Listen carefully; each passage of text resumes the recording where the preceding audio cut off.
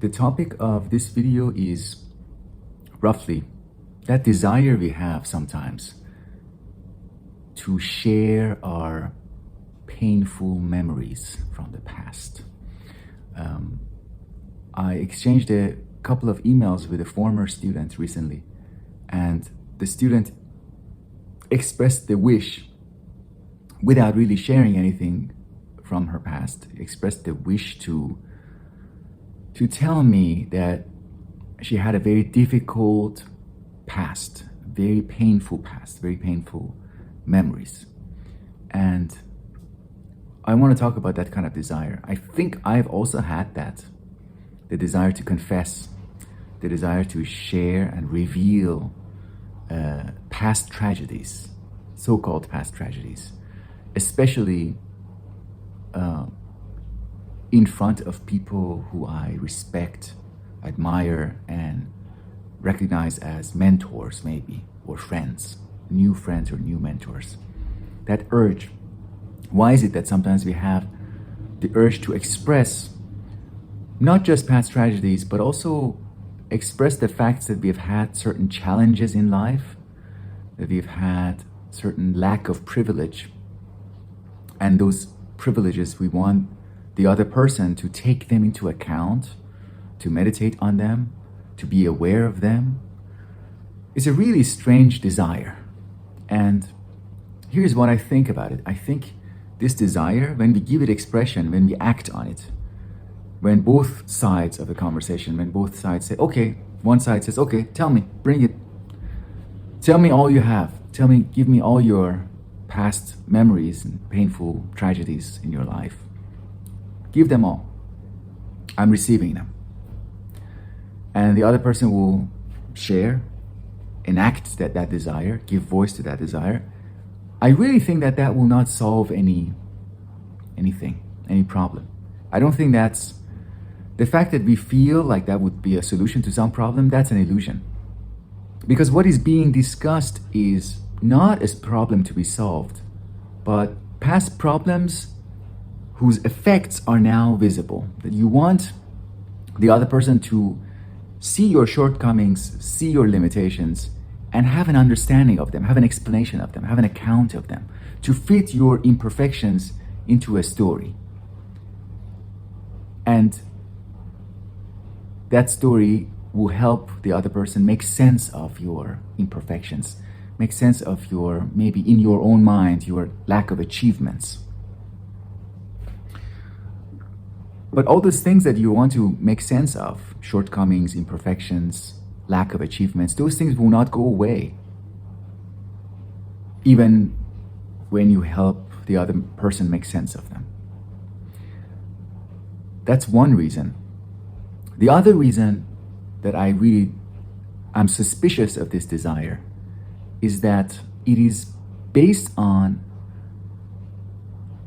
not very noble motivations. Let's say I reflect on my life and I see my life as a failure. Let's assume that. And then in one scenario, I'll just say, yeah, okay, it's no big deal. This is a life. I'm human. I'm imperfect. I've had opportunities. I didn't take advantage of some of the opportunities I had, maybe most of the opportunities I had, and then some opportunities I didn't have. Okay, no big deal. Let's continue with the rest of the life. What else can present itself? Whatever else that can present itself, and let's live. Let's just live with what we have. I don't want to say let's look to the future or forget the past. I'm not really saying that, but I'm saying to not take the tragedies and the strict narratives, the story, like it's all because of this. It's like it's a story that makes sense, and most of it is because of external issues. Most of my life can be explained based on what happened to me from outside. When we present that narrative, my thinking is that my position, my interpretation is that we really want the other person to see us as perfect. We want to be a perfect human being because we want to be perfect with the exception of all those disadvantages that were externally imposed on us. And that we are really not just imperfect, but we want to have and take up a privileged position in the minds and the eyes of the person who is listening to our story. Because the other person will have to say, wow, you are not just ordinary person, you're not just an ordinary failure. You are a tragic failure. You are someone who, wow, you could have been so much, so amazing. But isn't that true for everybody? Almost everybody? You can say, you can tell it, that kind of craft, that kind of story about almost every individual. If you coach their lives from very early, and they're a very early point in their life until they're 18, and then let them free into the world, they're going to do a lot. But none of us have that life, and we have different degrees.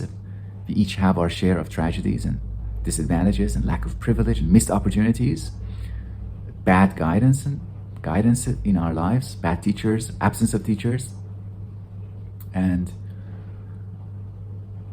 let's be aware, that's my point. Let's be aware of these confessions when they try to give an image of us that is very special. I'm special. I'm a failure, but I am really a very special person. Yeah, we are all special. We are all special. You don't need to do that. You don't need to confess the past tragedies of your life in order to gain a special status in a person's mind, in their eyes. You don't need to do that. And it won't solve anything.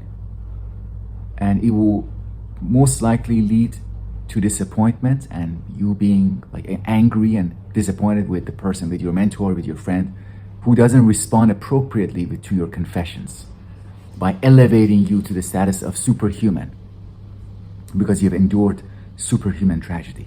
So let's be aware of it, and if possible, let's avoid doing it.